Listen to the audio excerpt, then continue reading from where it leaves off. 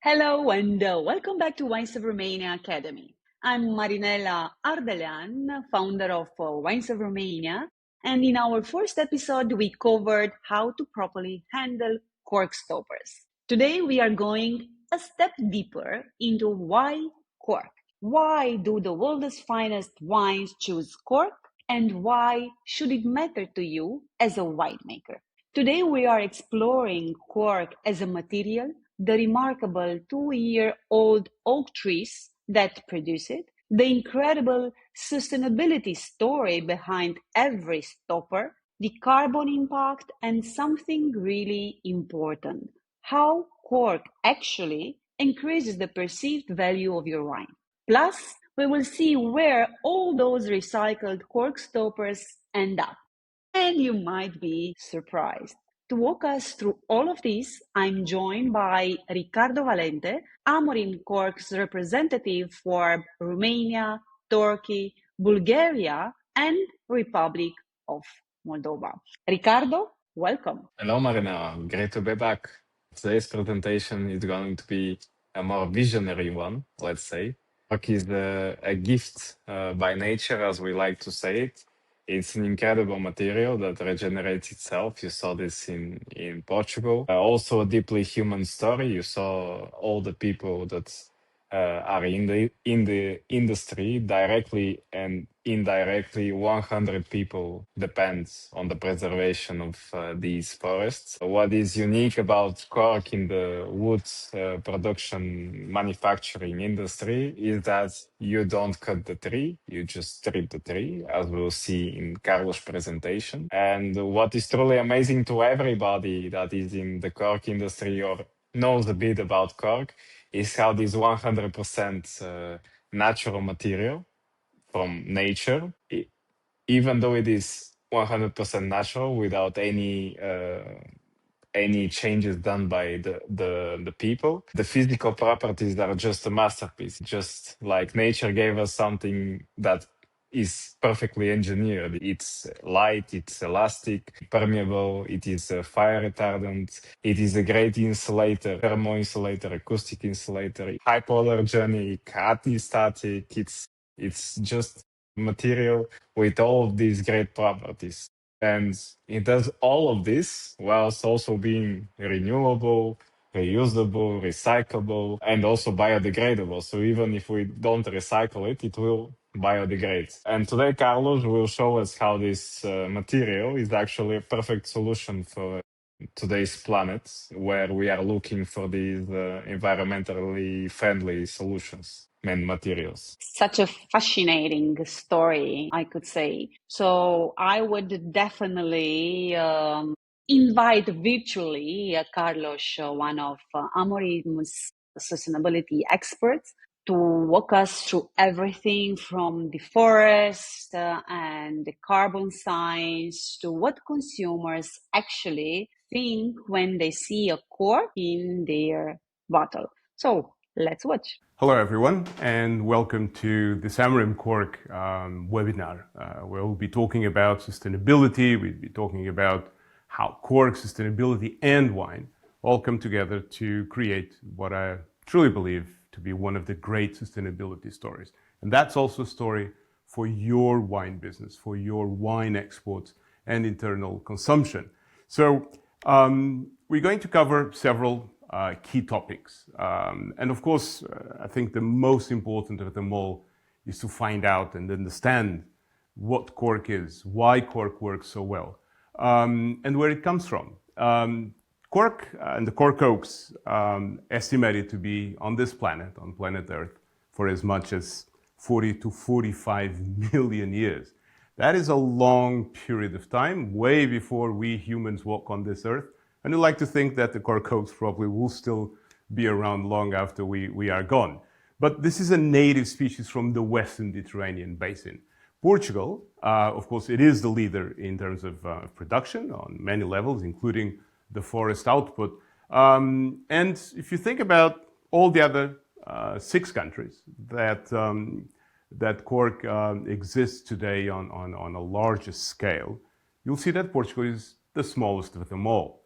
So how come the smallest of the countries has by far the largest area of cork forest? I like to think that one of the reasons for it is because cork oaks have been protected in Portugal in some shape or form since the 1100s. So since the 12th century, there are rules, regulations, laws in place to protect the tree that we always understood to be a very, very special tree. So today we have about 2.2 million hectares, and together Portugal and Spain represent by far the largest output. So most of the corks, a vast majority of the corks that you will be purchasing from us come from both Portugal and Spain, where the quality is higher, where that long-term commitment to quality, to protection, to conservancy of these beautiful trees exists the longest. So NASA, the European Space Administration, a long time ago called cork nature's own polymer, which is quite remarkable coming from NASA, but is as remarkable as the many, many characteristics that cork has. Now, when you look at all of these characteristics, acoustic insulator, vibration, thermal, resilient, light, hypoallergic, all of this, of course, some of these characteristics are more important to some industries than others. But if you realize that in the 21st century, where we're all looking for great stories about the interaction between humans and nature, you have all of this coming from a cellular structure that is incredibly sophisticated, incredibly complex. Again, NASA calls it nature's own polymer, and all of this is coming from a tree that is never cut down. Quite remarkable. In English, there's an expression about growing on trees. Well, literally and figuratively, this wonderful material, it's coming out of a tree that it's harvested, pretty much like you peel a banana or harvest a sheep. And it comes also from a tree that it's very, very slow growing. To give you an idea, any tree producing cork for the first time has a growth period of about 25 years. So we're talking about a quarter of a century. But that's when the first harvest takes place. Now, the first harvest, after 25 years of growth and care, does not give you cork good enough to produce the corks that go to the best wines that you produce, that go to the best wines that the world produces. By law, you cannot go back to that tree until at least 9 years have gone by. So you have the second harvest, 25 plus 9. Second harvest still does not give us the quality that we want to make the natural whole cork stoppers that the world so much loves.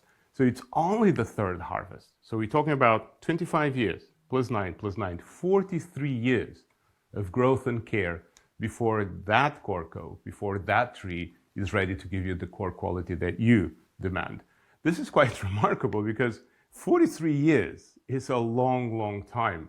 So if you think about how long it takes for a vineyard to get to the point where you, the winemakers, want it, it's a much, much longer period. So this is fundamental because if you have a sustainability story, then it also implies that the long-term view is fundamental. And this is obviously what you need to have if your asset takes 43 years to mature.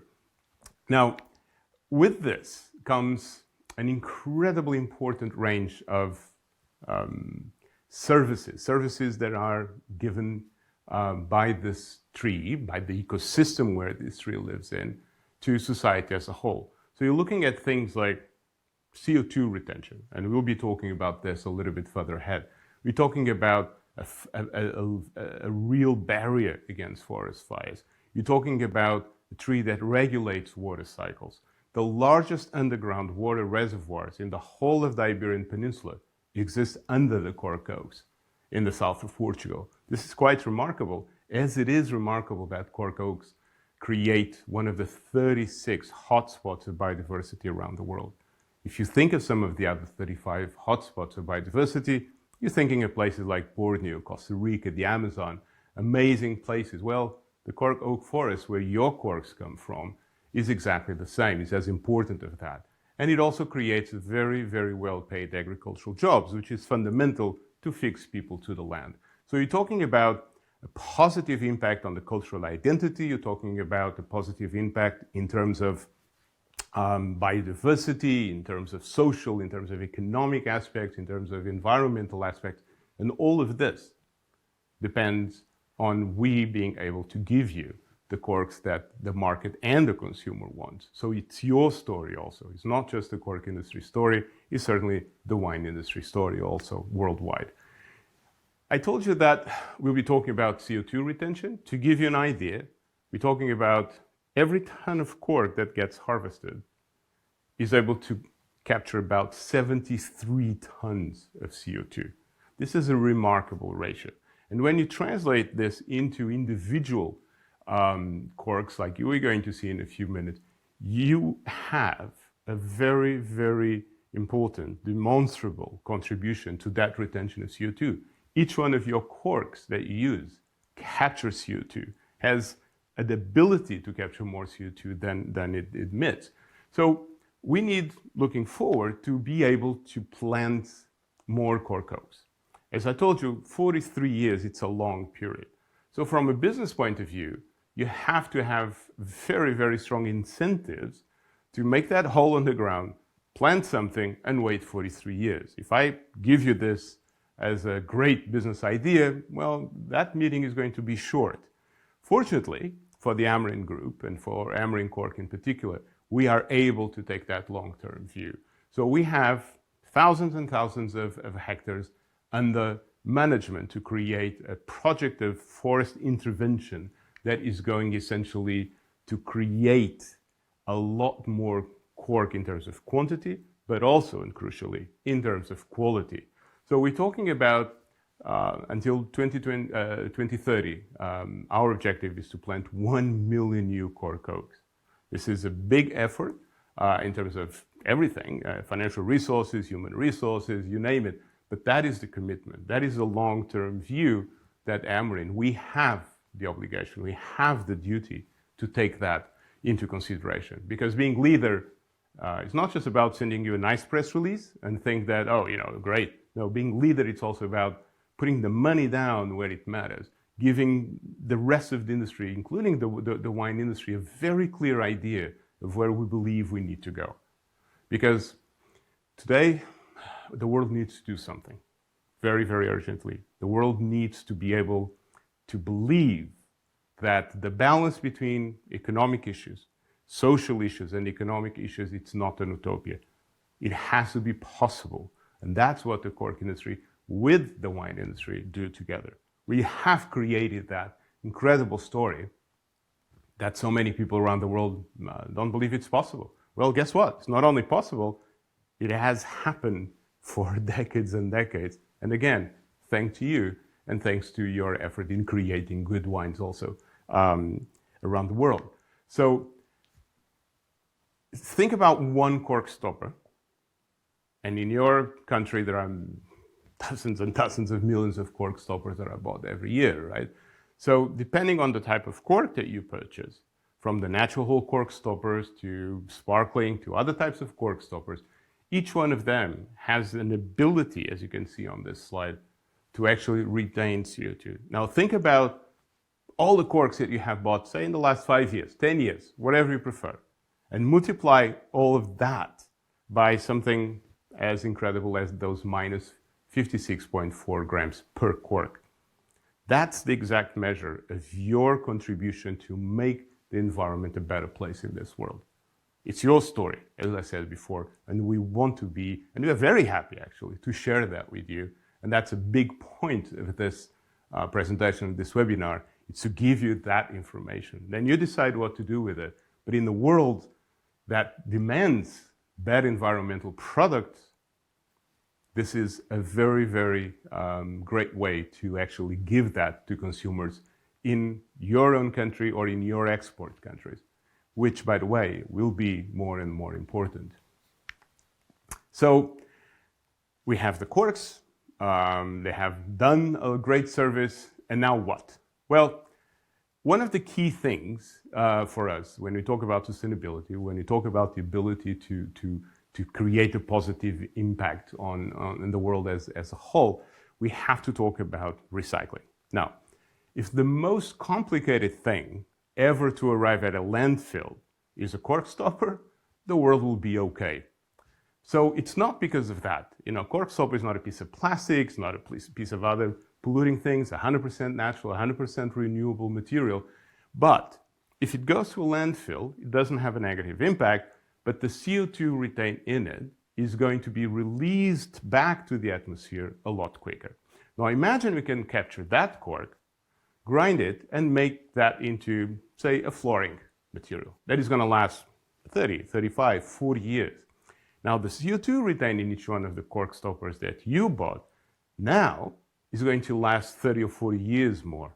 And that's why cork recycling is important.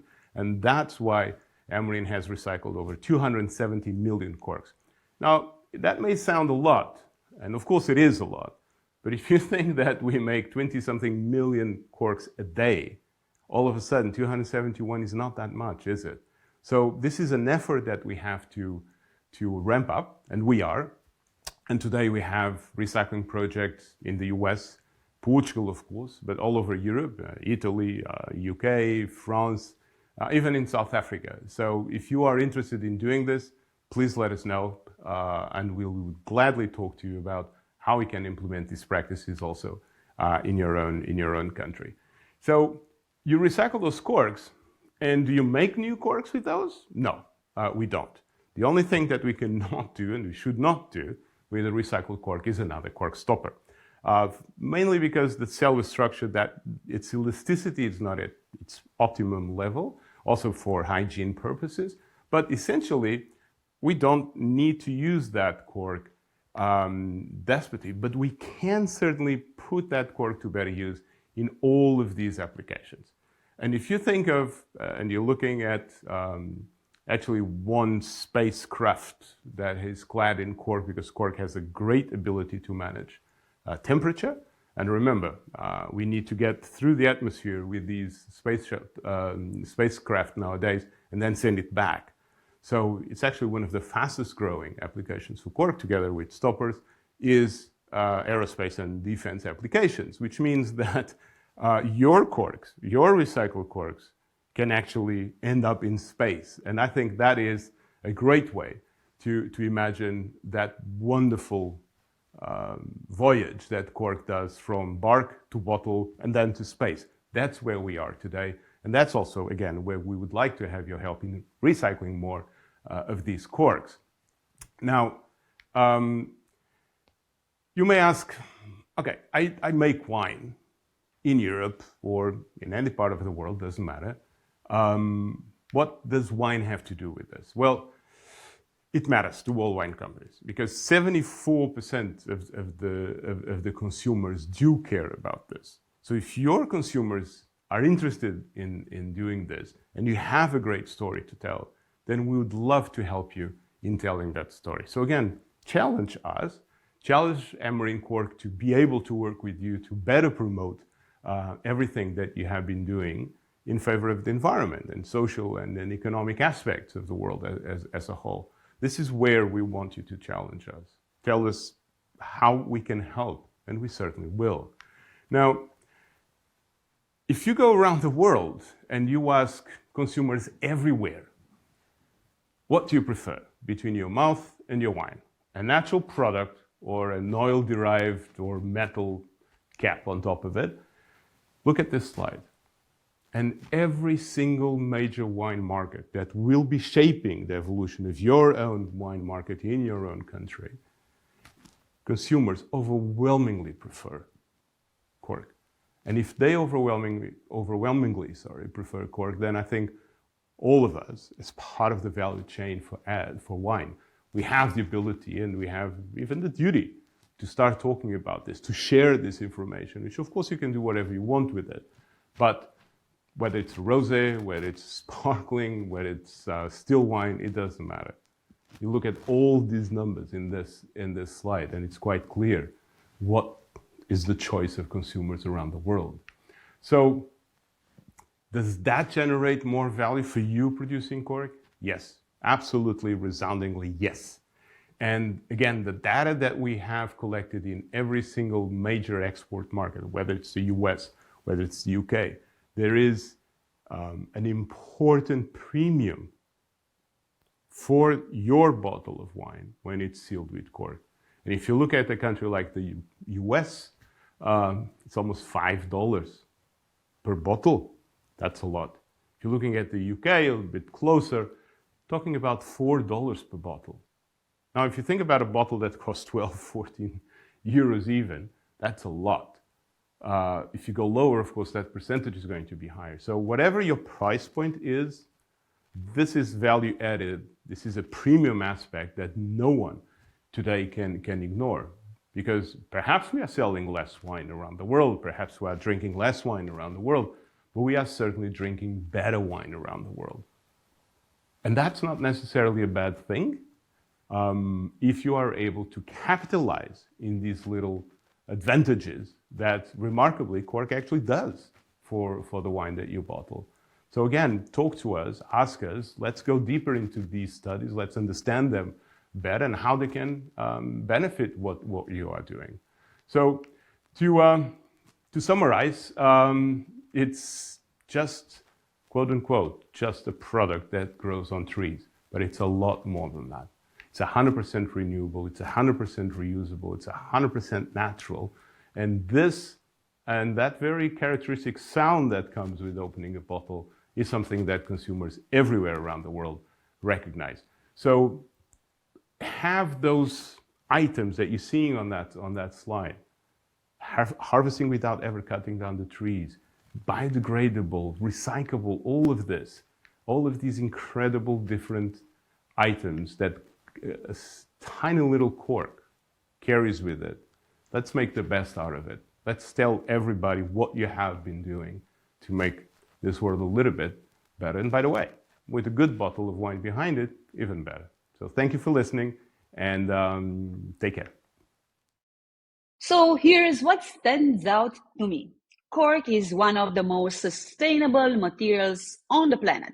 Fully natural, renewable, and recyclable. These oak trees can live for up to 200 years, and it takes over 40 years before a tree produces cork good enough for natural stoppers.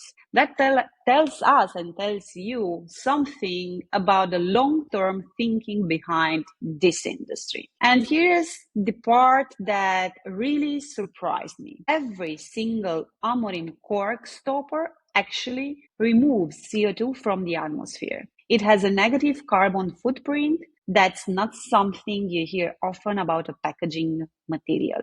And from a business perspective, studies show that consumers are willing to pay more for wines selling with cork. That can mean several dollars or euro more per bottle in markets like USA or China. And I'm sure that it happens also in Romania.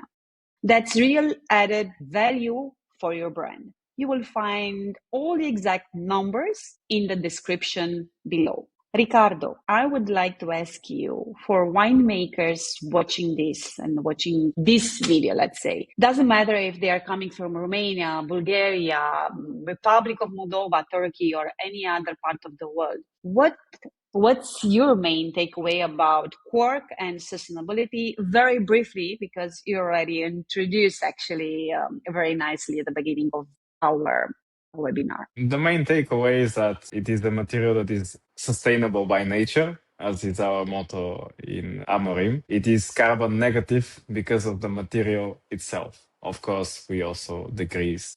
We try to make the impact on the manufacturing side the least possible, but it is has a carbon negative footprint. It's great for the environment, the people that depend on it. A lot of people depend on this material. It supports an ecosystem through it. It's one of the 36 hotspots, as Carlos said in the presentation, in the world, biodiversity hotspots. So by choosing cork, you are supporting all of this ecosystem and all the people that are connected to the ecosystem. Thank you very much, Ricardo. Actually, it was a feeling that I lived where I was visiting the forest, the factories, and the museum, a beautiful museum that you're having in Portugal. So it's something that somehow makes you feel part of higher ecosystem.